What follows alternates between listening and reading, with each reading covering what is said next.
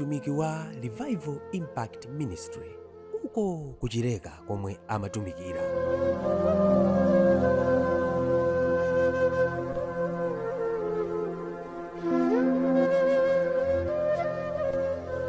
Pa tsiku ili pa 25 Okutobala 2025 adali ndi msonkhano omwe amautchula kuti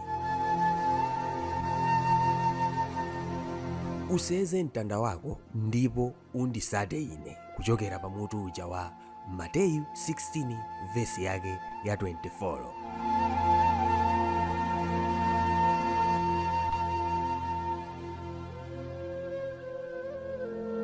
Ngati mbali imodzi ya utumiki, iwowa amaonesesa kuthandiza anthu achikulire powapasa zosowa zawo komanso zakudya, ndipo siku ili sadalalikire kokha chabe koma adali ni mbali yomwe adatenga nkuthandiza anthu achikulire ndi ena ambiri ozungulira dera la Chileka powapasa zosowa zawo komanso nkuwapasa zakudya.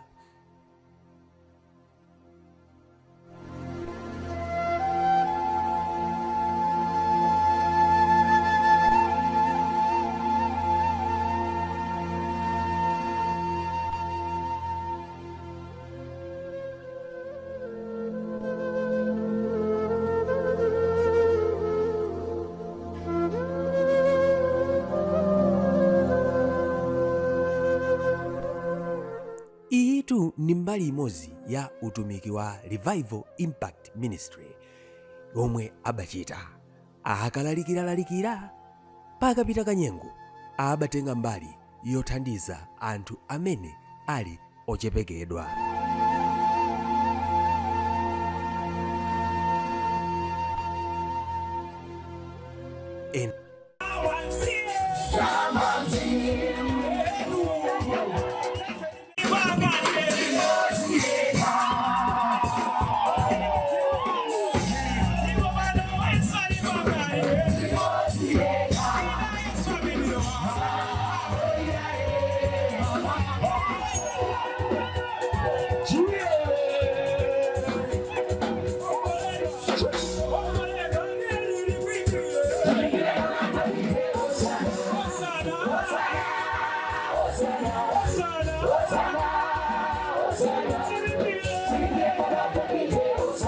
Mulungu abakonda dzanja lopereka kuposa longolandira.